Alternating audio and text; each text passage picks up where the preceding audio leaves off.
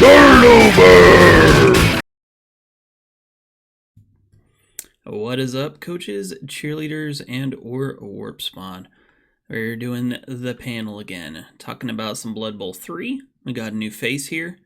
We got Evie, who you will recognize from previous ones and from being the massively successful Twitch streamer. You want to give us the rundown about you real quick? So I'm Electric Vision or EV. I stream on Twitch 5 days a week. Moderator for the Blood Bowl 3 Discord. And happy to be here. Thank you for your service. Then we got Mal, the Worm Knight, the dragon who saves princesses. Tell us about yourself. Well, I'm your pal Mal. I'm a variety streamer. I also stream Blood Bowl 3. And I just got started about 3/4 of a year ago, and we're going pretty strong. Yeah. And you did a tabletop tournament as well, right? Yeah, I completely lost that one. It happens. It definitely happens. But I respect you approaching the chaos grind, because it is a grind.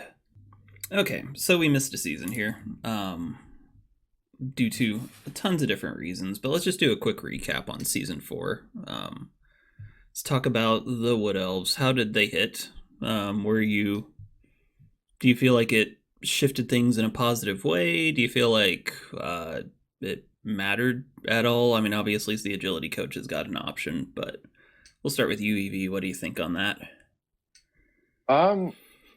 In terms of the meta, not really. They were definitely a team that I think a lot of people decided to pick up and try at the start of the season, and then they kind of just dropped off completely, and you barely ever saw them. Mm-hmm. Outside of a few coaches. That's kind of what I did as well. I played them as my first team of the season, like I normally do.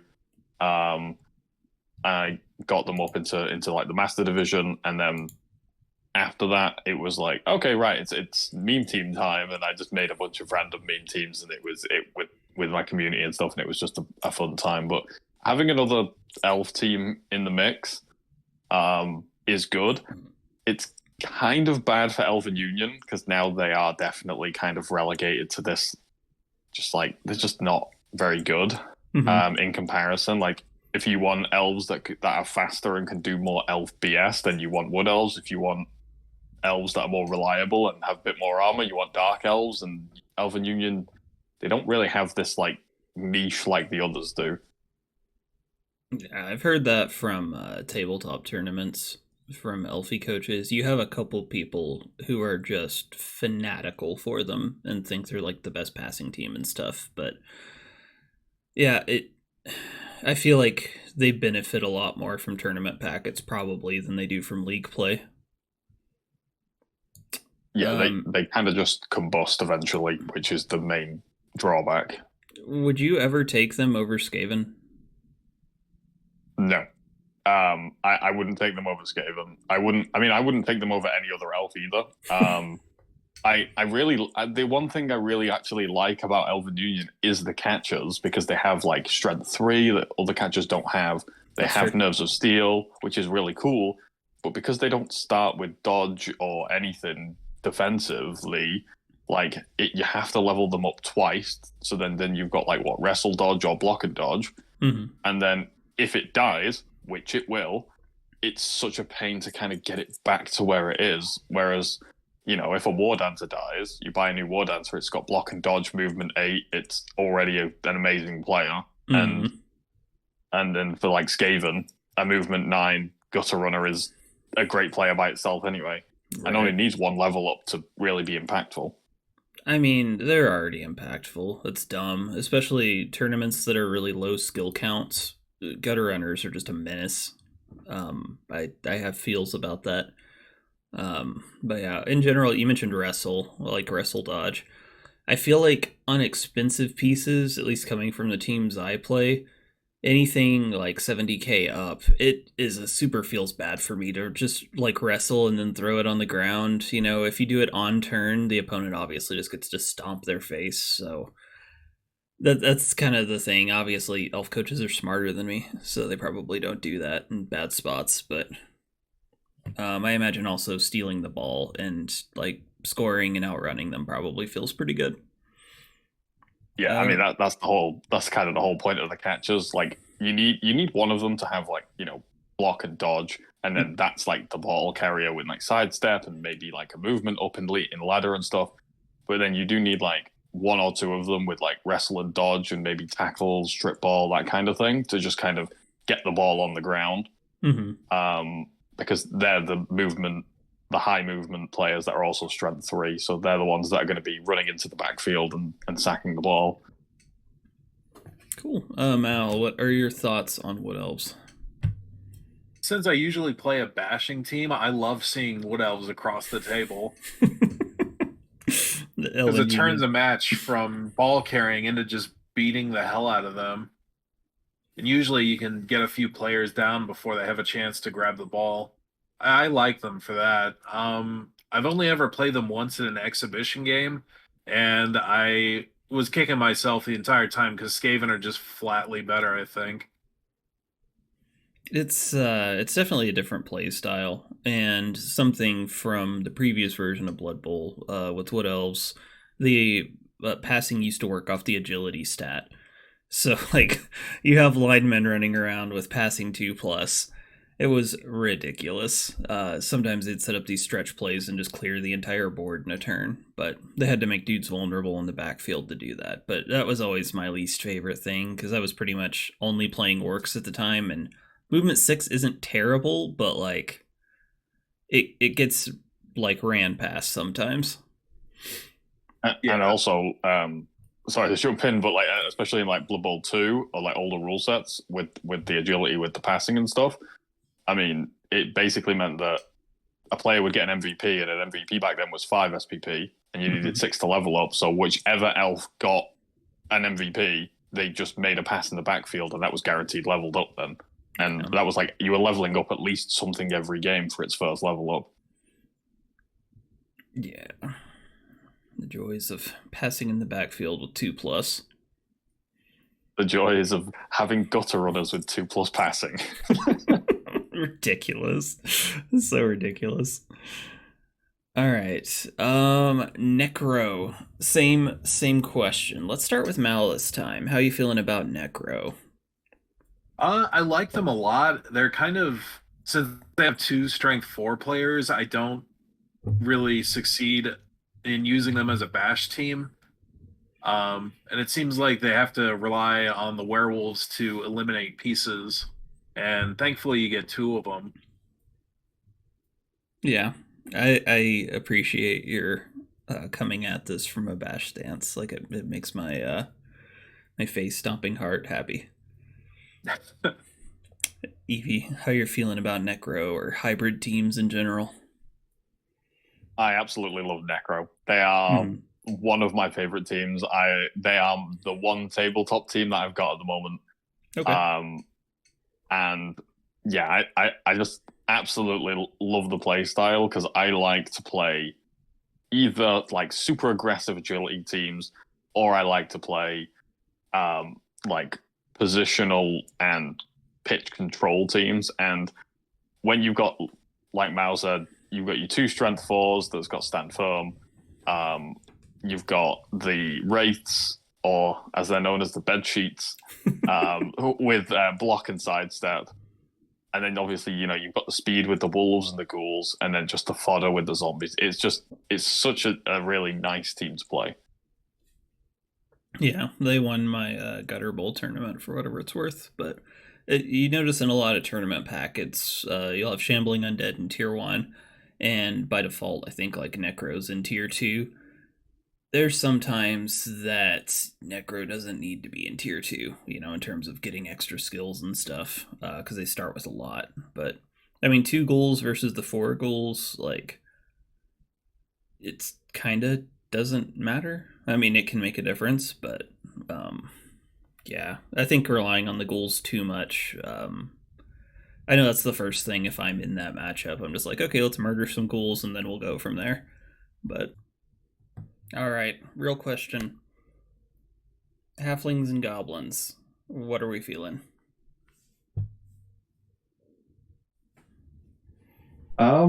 I absolutely love stunties. I just not only am I really happy that it's a double release, because I know there was a bunch of people worried that like Cyanide and Nacon were going to be like, oh, we're just going to release like goblins first, and then we're going to release halflings after that, and it's going to be 6 months of stunties.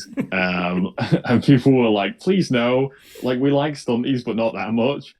But yeah, the double release is really awesome. Um, I get to talk about a bunch more stuff as well because I'm allowed to talk about stuff that was in like the test build and the new event that's going to happen.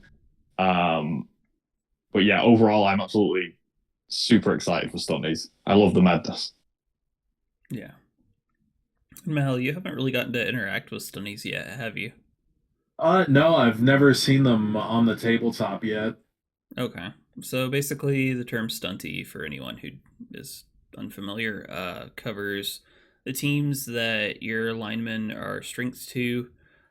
Typically, you don't have, I mean, yeah, you don't have any strength 3 or 4. It's either strength 2 or strength 5 with some kind of nega trait. You just have big guys. So from a design standpoint, they're meant to be weird to play. It's basically it's if you screw up, it goes really bad.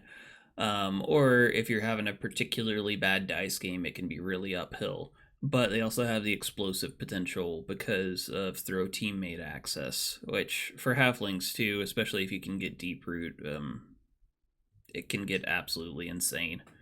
But I really like them. I think they're fun. But snotlings are my go-to. But I'm definitely gonna have to give goblins a bit of a try here. I like secret weapons, even though secret weapons are just someone's gonna get mad at me for expressing this, but I think secret weapons are bad, but they're bad in a good way if that makes sense. And some games they will absolutely just like hamstring an opponent. One thing that you'll see some people do will be beating up enough of the line goblins that going into you'll have to set up again within the first half, and they'll just eat your bribes. And then because you'll have to reset up in the first half at the end, and then you'll have to reset up for the second half, and it can force the secret weapons out. So that's why volume of bodies can be really important for that. With Snotlings, it's 15k versus 40k, plus inducements let you get even more, so it gets kind of cheesy in terms of protecting your bombers there. But I'm looking forward to wreaking some havoc and ruining some skilled up pieces, which I think is always the backup plan. If you had to pick between goblins or halflings, what are you picking? I'm definitely picking goblins. Okay. I feel like halflings are the better team. They've got better big guys with the trees. They've got more reliability. But if you're playing stunty, you're not there for reliability. You don't want to be playing. You don't want to be. You don't want to be trying to be like, oh yeah, I'm going to play this like a normal team, or I'm going to try and min max this. You just want to run around with a chainsaw, throw some bombs, and just see what happens. Yeah. Where do you lean on this, Mal? I watched a game which was Black Orcs versus somebody else, and I actually got to see a troll eat a goblin instead of throwing him, and that was the very point I said I'm never playing this team. I mean, it's valid.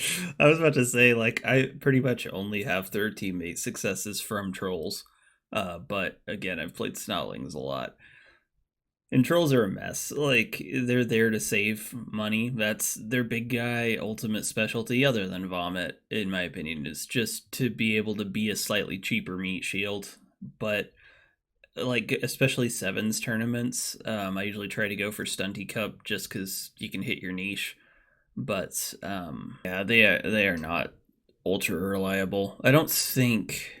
Actually, I think one time I've had the troll actually eat the goblin. I usually throw like pro or strong arm on a troll that's meant to be like a throw teammate piece, but Sometimes that one gets targeted. If the opponent's smart about it, they target that one first.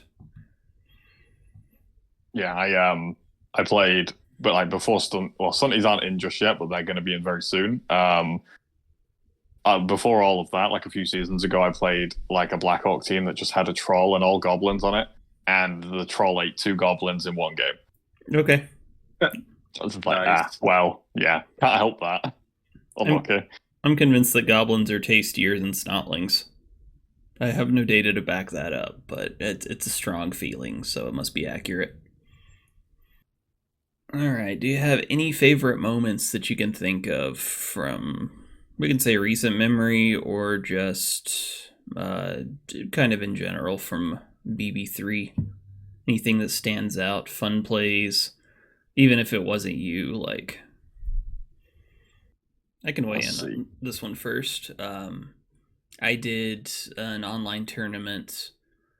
I want to say season 4. I think What Elves had just dropped, and I picked Black Orcs. I was the only Black Orc player, but I picked Black Orcs because they were in the very bottom tier. I believe it was divided up in either 5 or 7 tiers. It was a very European system, and I was having to play all my games at like the equivalent of like 2 or 3 a.m. for me because I think a lot of the players were Italian. But yeah, that was fun. I went 2-2.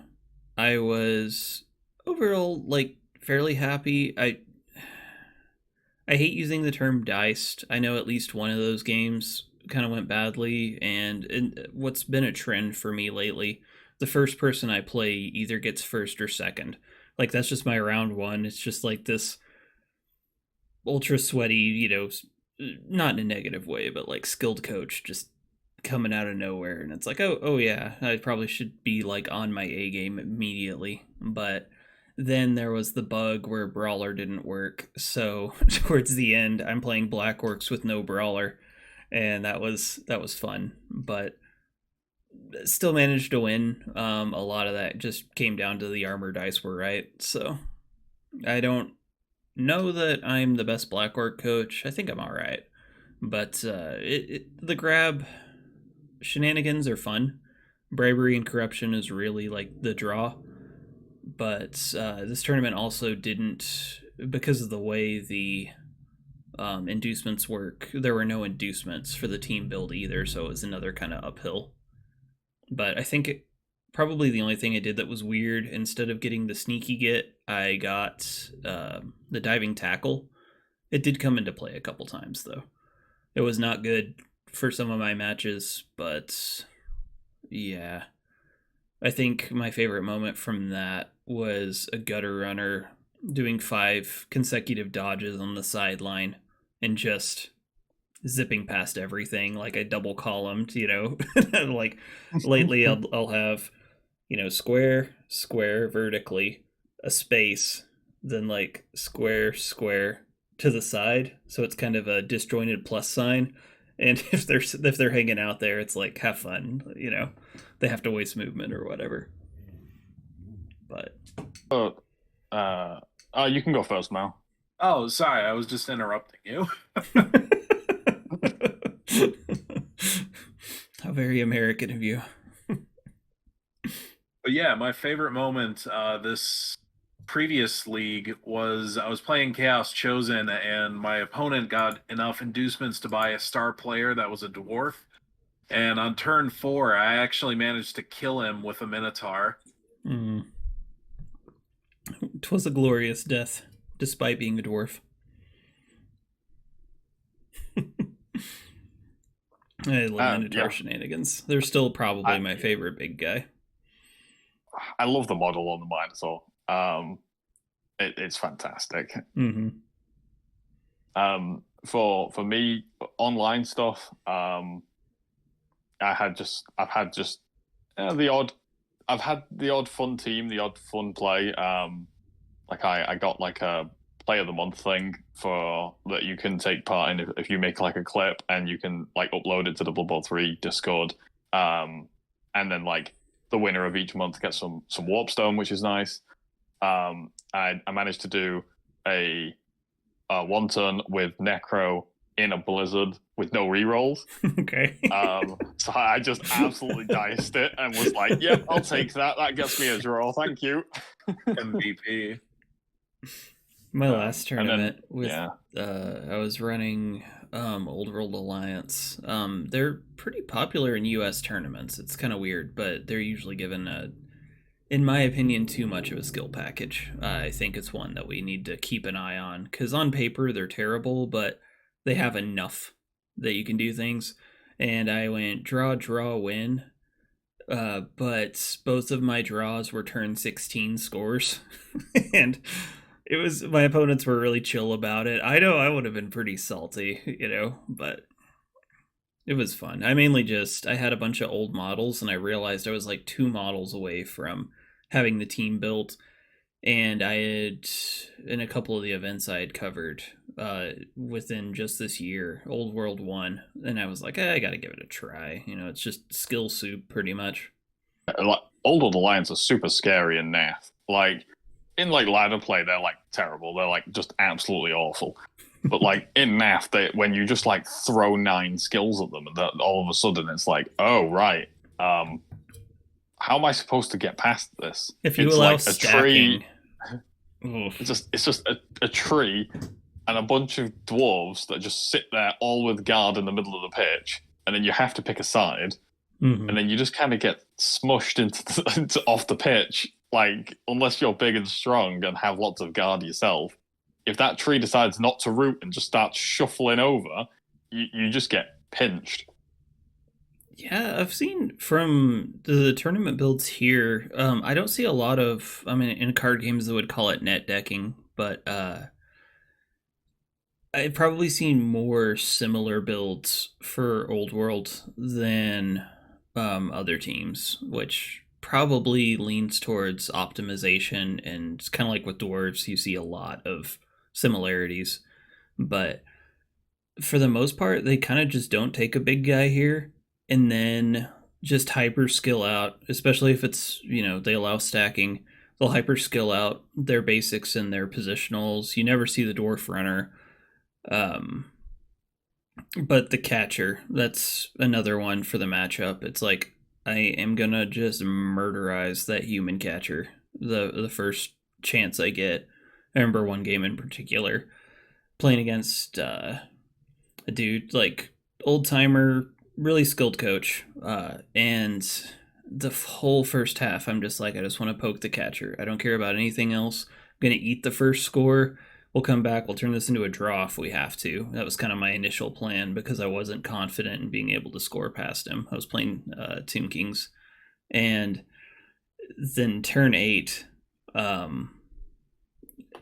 was able to get like a push, open the way, and then a skeleton just ran into the catcher and just smashed him and removed him from the game. And it was like, yes, it felt good. Nice. Because at that point, you just, yet again, can kind of hamstring the team a little bit, at least in scoring potential.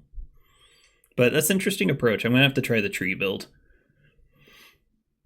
Yeah, I think potentially the ogre's better, because obviously, like, if it rolls a 1, it's not stuck. Mm-hmm. I like the tree just because I like the tree in general. But like, what I've done to have at least some success in like ladder and stuff is, like, if the tree's got guard, if the dwarf blockers that start with brawler and armbar, if they've got guard, and then the dwarf blitzer and the dwarf troll slayer's got guard, all of a sudden you've just got this like massive amount of guard that you can't really deal with in the middle of the pitch. And if they can't deal with it, they don't want to stand near it. And if they don't want to stand near it, they're not really going to hit it either. And even if they do hit it, they're dwarves, so it doesn't matter. They're just going to stand back up and fall back in line. And then eventually they have to pick a side, and all the humans in the back line can just kind of scoop around and block it all off. Yeah, it's pretty much the law for me that if there's guard spam, like, at least a couple of those need to get kicked in the face, like, ASAP. And I feel like, of course, I'm usually playing a lot of guard myself, a lot being like 3 or 4, but if you can get your guard like you have more guard than they have, then they're fighting uphill from that point. It's like, what do they actually do? But yeah, as far as a guard spam team, that's actually kind of intriguing. I think, what was I doing with it? So human blitzer, strip ball, if you want it. I'm always iffy on strip ball. It's kind of a fake skill, as they say, just because sure hands is so prevalent. But I don't know. I think you can do some really scary stuff with it. Or I think I did for my last one. I did a wrestle strip ball lineman, and you just leave him in the backfield, and it's like, have fun. You're gonna have to run, at least two pieces, maybe three pieces to be able to run it in. Yeah, I played my first ever tabletop tournament not too long ago, like a month or so ago. Oh, you finally did. Yeah, it was at BACB 3 where Andy Davo's tournament, Okay. and I took Necro, and Necro were absolutely ridiculously like busted in that rules pack. Okay. Like they got to stack, they were in like tier 3, they got loads of skills, and I was laughing, like I was absolutely laughing. But then in round 5 of 6, I went against North, and I went, oh no, I see 2 strip ball players. Oh god, no. I haven't got any sure hands. I'm Necro. I've got blodge and stuff. That's all I've got. I had to get them to like overcommit on one side and then just run down the field and just hope they didn't get back. Right now, do you think there are problem teams? I know people complain about dwarves. They complain about like super skilled up, orcs and stuff. Is there anything other than Skaven that shouldn't exist? Can't believe you're coming after Skaven like that. That's terrible. Gutter runners are like, why? Like, I understand it's Blood Bowl. It's fine. I've also abused them too. I played Underworld a little bit. But anyway, I'm just being completely unbiased and objective here, so. Are we talking ladder here? If we're talking ladder, like the main problem teams are the usual ones, right? You've got anything with high armor, basically. Like orcs are always going to be a problem because they're all armor 10 plus. Like they're always just going to be a problem. At some point, they're just going to have all their players, barring 3 chaff linemen, are going to have. You're going to have block, guard, stand firm, and then the blitzers are going to have like mighty blow, guard, tackle, juggernaut. The runner, the thrower, he's probably going to be like block and dodge and movement 7 by that point instead of movement 5, so not even that much of a liability anymore. Jeez.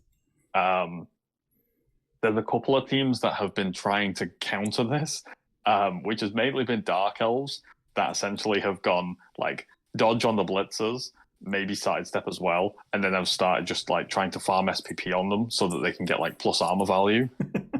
And then the bash teams have done the same thing, which is just like you've got like people trying to min-max Nurgle where you don't take a rot spawn, and then basically you've got your 4 bloaters that all have block, mighty blow, claw, guard, stand firm plus armor, and it's and then they start taking like iron hard skin so they can't be clipped by other claw, and it's just like it's just who can get the highest armor so they don't die. Yeah, an Ironheart skin might be getting a buff on tabletop, so we'll see that in BB3 eventually. Because they mentioned for the Chaos Dwarf reveal that it would protect against other modifiers like Mighty Blow. Some people are saying that could also mean modifiers from like group fouling as well. I don't know if they're going to go there. We don't really know yet, but I think it's really interesting. Ironheart skin. I feel like it could be a double-edged sword though, right? Because it's like, okay, yeah, Ironheart skin. It means okay, maybe they can't use Dirty Play on your armor, or maybe they can't use Mighty Blow on your armor. But that means they're always using it on the injury if they break armor. Yeah. which is a little scary. Because sometimes, you see Mighty Blow or Dirty Player proc on the armor, and you're like, well, that's not too bad. And then it's like a stun, and it's fine.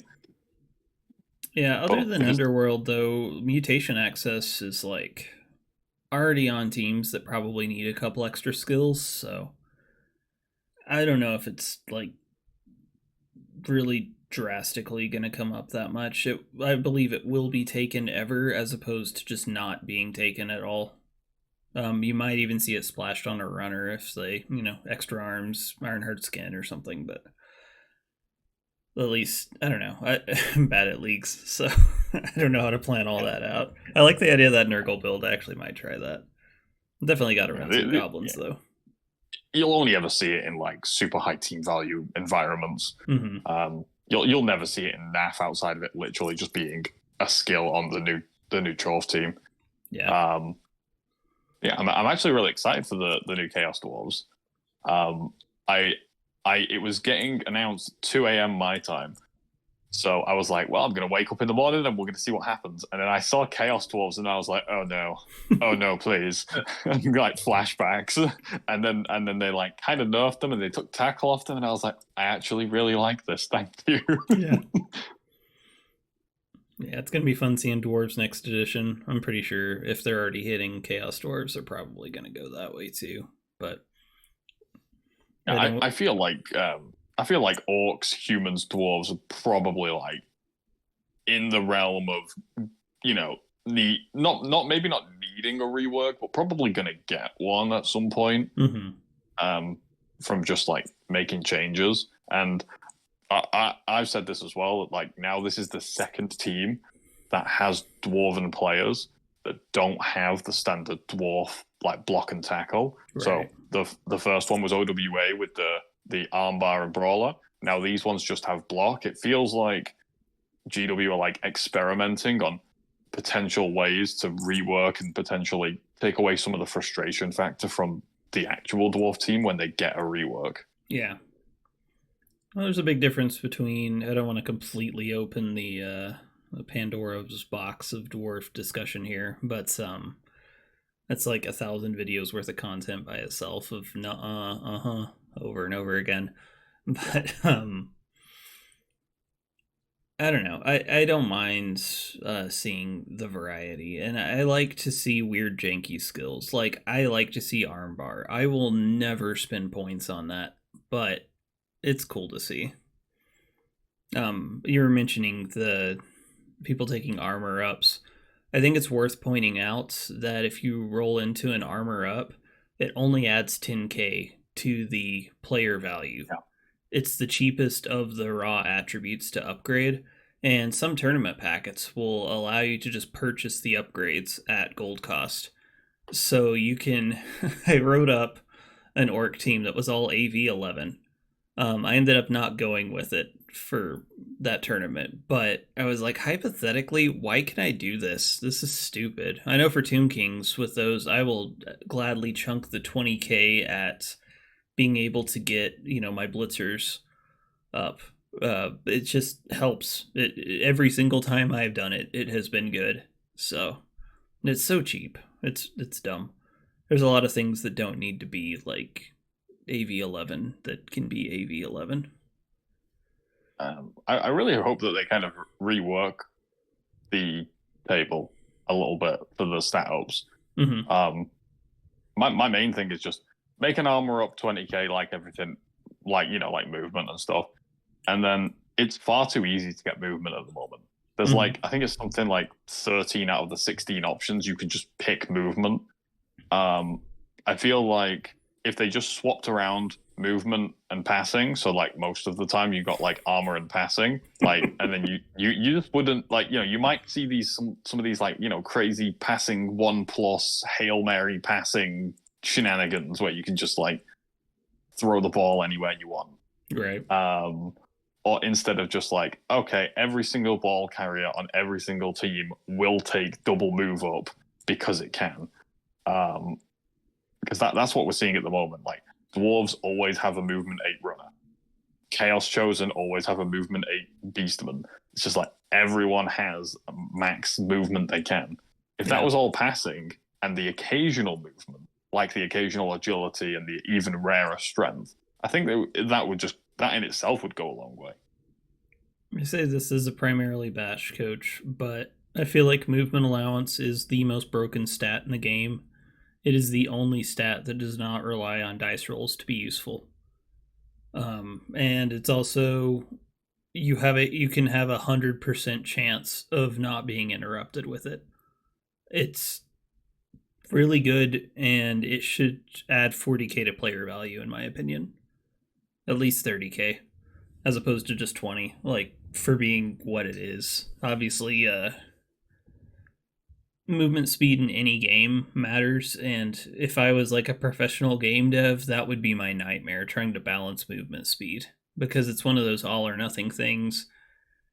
And honestly, armor breaks aren't a given in Blood Bowl.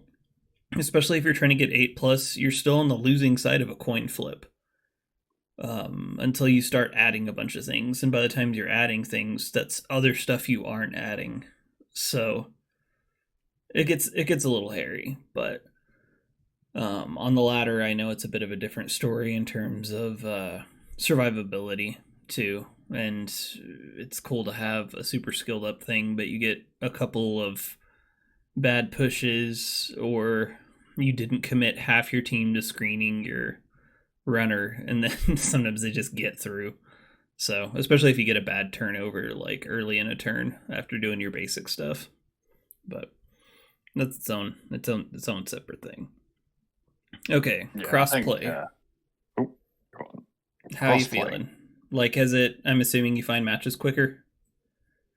Yes. I'm guessing both of you are PC players, most likely. I am like the resident Xbox player. Yeah. I'm like one of the only Xbox streamers. And yeah, like crossplay has been a game changer overall.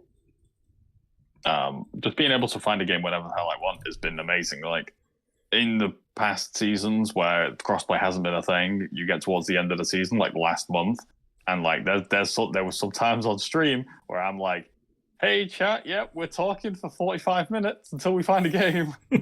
Just like at least we can have some fun and interactive conversations, but like we ain't playing Blood Bowl. Yeah. Well, I know at first, Mal, while you were still learning, you were doing some AI games and things like that, so you didn't have to struggle with the rolling into the matchups forever. Yeah, the first official match I did, a bunch of skinks stomped on my rat ogre's head and took him out of the game. Yeah, big guys with frenzy will sometimes find themselves in the position of just like, wait, how did I end up here? All right, overall, with the teams being added and stuff, let's compare to season 1. Overall, Evie, have you seen like diversity increase or? Kind of. Okay. I think, well, obviously, like the best teams for the ladder are like the best teams for the ladder. Like mostly it, like in season 1 and stuff, it was mostly just like orcs and dwarves. Now it's more like it's orcs, dwarves, and undead. And then when Necro was involved, it's now like orcs, dwarves, Necro, and undead. But yeah, you know you get some more variety now, like just because there's more teams, so you're more likely to spin into something. Yeah. I can say it's gone a little bit faster because a lot of the times when I play, I'm really big on taking the super low value, you know, the 400, 450 team, and then just inducing like crazy. But I was having trouble around season 3. It's actually probably one of the reasons I didn't play season 3 as much. Was I would just roll for like an hour and they wouldn't match up, and it was really frustrating to me. Like, I understand that's kind of playing around the system, but my last team that I was trying this last season was like 850 or 900k dwarves, which felt super dirty because you're either running into new teams that are completely fresh, or you're running into like beat up teams, and an already beat up team running into dwarves, like you already have kind of what you need to start with. So that was pretty cool. And then every once in a while I got to induce something cool as well. I actually went against someone doing that build a few days ago. They were I think 1,100 dwarves, but they were all linemen, 2 blitzers, 1 runner, so only 11 players, only 1 reroll, and they were 1,100 team value, and they had 9 guard. Yeah, okay, that's good. That's min-max to hell. I literally looked at it, and then I looked at that team, and then I looked at my Renegades team, and I was like, this is going to be horrendous, but I'll see what I can do. I played turn 1. It went terribly because my big guys decided not to do anything. They all walked in with guard, knocked over all my big guys, and knocked over everything else. I was like, okay, no worries.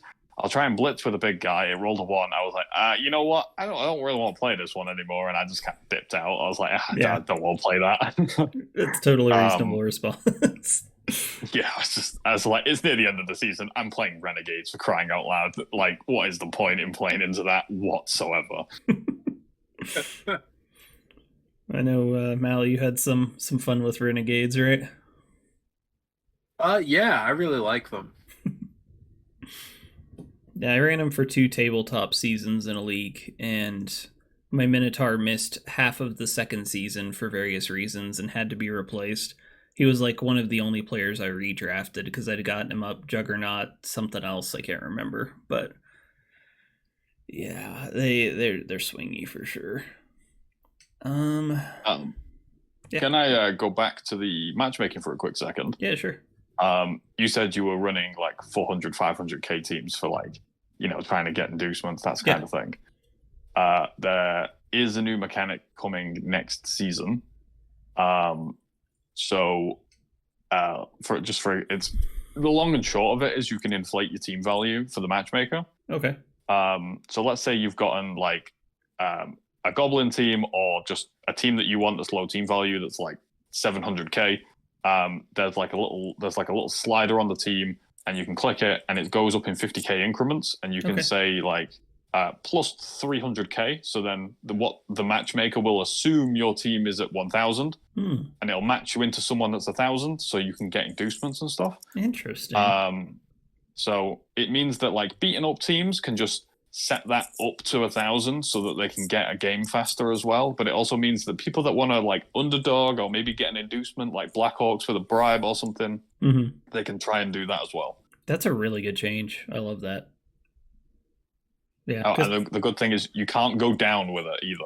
Like it's only you can only go against people that are above you. It doesn't work the other way around. So abusable. It would be so abusable.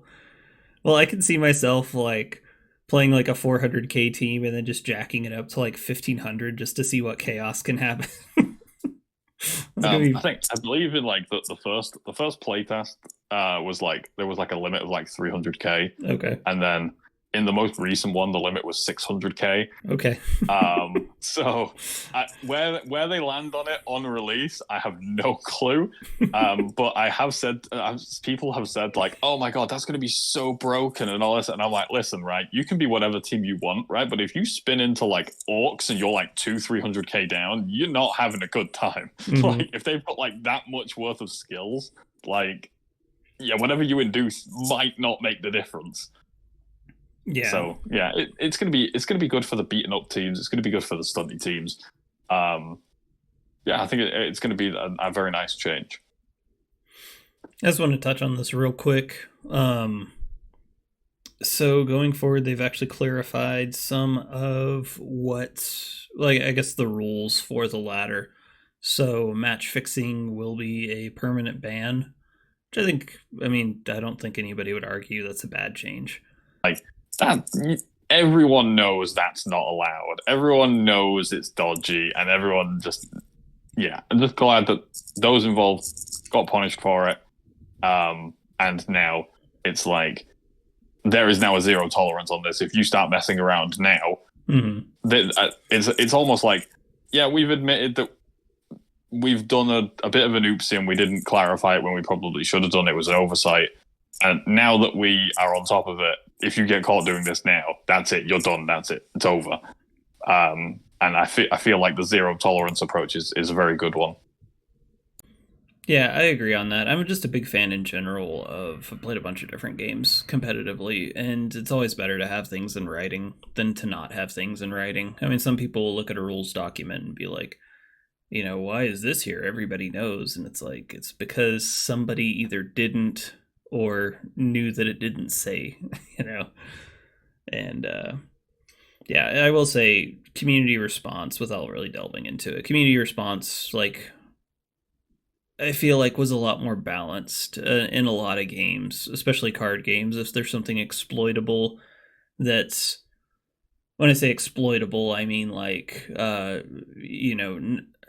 being able to soft lie to your opponent about things, or I don't have to tell you that, or things like that. Like it doesn't say in the rules I have to. I feel like the culture of Blood Bowl, even online, is a lot less toxic than I've seen in a lot of other things for that kind of thing. I think I remember from it might have been Call of Duty or Battlefield, I can't remember, but there was a team that used an exploit in like the finals, where one of the players would crouch and another player would jump on top of their head, and at maximum or like peak jump, they could see over this one specific wall. And so the enemy team was coming through, and the guy had a sniper rifle, and he was just jumping off the guy's head, just pew, pew. And the other team could not figure out what was happening, and they made them replay the match off of that, even though it wasn't written. So there's definitely a time to make calls for that sort of thing. Yeah, there's like leaning on the rules and like kind of skirting them to some degree, and then it's like, all right, no, you just you've overstepped. But yeah, I'm glad there's probably not really going to be very much overstepping in both 3 for the future. Well, it's hard to. It was even then. It was hard to coordinate that, so I don't think it was practical for anybody that wasn't, trying way too hard to even make something like that happen. So, yeah, that tracks. So let's kind of wind up a little bit here. I always ask for kind of your experience and advice for new players. Let's start, since you're still fairly fresh, at least compared to us old heads, Mal. If somebody's picking up Blood Bowl 3, they've never touched tabletop, they have no context, maybe out of roughly knowing that Warhammer exists, what would you say, in terms of your journey is like a good start, in terms of, picking a team, or in terms of the best way to sort of learn the mechanics? Like, what's helped you the most, do you think?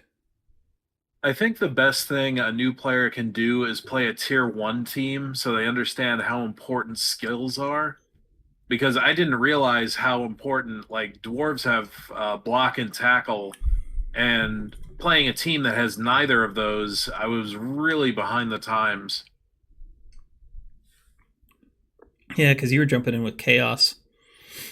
Yeah, and they are not as good as dwarves. Yeah, what in Blood Bowl 2 they were actually really, really abused, but there were certain skills that worked better. It was still also just trying to figure out the fundamentals to climb. Yeah, it can be a pain for sure. What's your take on it, Evie? Probably something similar. I think whenever a new player ever enters like my chat and they're like, "Hey, I'm new. What would you recommend?" Or they DM me or whatever. I always say, right, I mean, you want to play one of the just good teams, because then that lowers the variance on dice, which is good, because then that kind of prevents frustration. But the most thing is you want to learn just the very basics. You want to learn what all the dice results do, and you want to understand basically how assists and stuff like that works, and the more basic, more common skills. So you've got like your block, your tackle, your guard, your dodge, and a few like others. Once you've like learned that, you can probably get into the territory of like what looks cool and what do you want to play. Mm. I never say like, oh, you have to play something like orcs or you have to play something like undead, because I feel like I think learning the basic rules is something great for longevity, Yeah. but to get you like fully hooked on the game, you want to play something that you want to play. So like, if someone wants to play lizard men because they look cool and they're big blue dinosaurs that punch things, like yes, they don't really have the greatest starting roster or starting skills and stuff like that. But as long as you can understand that and you can still have fun with it, then fun is the most important thing. Absolutely. And this runs a little bit counter to what I usually tell people for tabletop. I think BB3 is kind of its own little, macrocosm a little bit. But with tabletop, a lot of people encourage just pick the team you think looks cool because that'll give you the motivation to actually paint it. And that's an important thing. But yeah, I feel like there's more jank that you see pop up in tabletop too. Just because with the digital format, you get to spam so many games in comparison. With tabletop, you're having to schedule with people and jump through several hoops, and it can end up taking a bit longer physically rolling the dice each time and stuff like that. But do you want to go ahead and promote your stuff, your platforms, give any shout outs, whatever? We can start with you, Mal. You want to talk about your what does Twitch, are they channels? What do you call it? What's the word? I call it a channel, but I don't know if that's right. But either way, I stream 8 p.m. EST on WarmNight_TTV, and I do it on Tuesday, Thursday, Saturday. I'm a variety streamer. We usually run Blood Bowl on Tuesdays or Remnant too. Mm-hmm. But yeah, usually it's a good time. I think it is. Yeah, I like your crew, man. I like the people that show up. It's always like super friendly chit chat. So I know that like 99% of the time I'm watching you, I'm at the gym, usually on a treadmill. Like that's kind of my streamer time. But a Yeah. lot of times when I'm doing editing, I'll have you on my super crappy second monitor here. So I appreciate everybody that comes by. yeah, definitely. All right, Evie, what do you Yeah, out? so obviously I've got like the Twitch channel, which is electric, but with a K at the end instead of a C at the end, _vision1. I am trying my best to get rid of that one, but Twitch are not communicating and not being very receptive of me trying to delete my old account. Yeah. But yeah, so I stream Wednesday, Thursday, Friday, Saturday, Sunday. I stream from the middle of the day, so 12 either. At the moment, we're in BST, so at the moment it's 12 BST to about 4 or 5 p.m., kind of depending on the weather. If I'm getting cooked in an attic, then I'm going to cut that one a bit short. Right. But yeah, so that's the main thing, and just shout out to like my community because they're absolutely awesome. It's always a super positive time, and shout outs to you as well, No Bribe Foul, for having me on. It's always a pleasure. I'll go ahead and give a rundown on my stuff too. I have recently opened up the channel. It looks a little bit different. Still doing Blood Bowl content, but I'm diversifying a little bit. Gonna start seeing some other creators contributing as well coming up. I will throw out there, if somebody wants to make some Blood Bowl content or learn about it, I am totally willing to teach, and we can talk further about that. Just hit me up, nobrightfowl@gmail.com. But just from, without getting too big into the numbers, my diversity spread is huge. The age ranges have evened out. It's actually a curve now. It's not a spike. We've gone from, I think it was like a 99% identified male viewership to a lot closer to like a 40-40-10 on it. So it's been really good. I've lost some subs, but I've made even more. back from it. So I know it can look a little different, but hopefully we're going to keep bringing you some good stuff. I want to thank y'all for showing up. I know kind of weird timing, coordinating everybody, but yeah, I appreciate it. Everybody go check out their stuff. We're going to have, links in the description there. I always try to throw a little curveball in there, right? So our curveball this time is I challenge both of you to an exhibition match. But we're going to have some ridiculous terms, right? So since it's stunty season, we're going to play stunty teams, and you get to pick what I'm playing.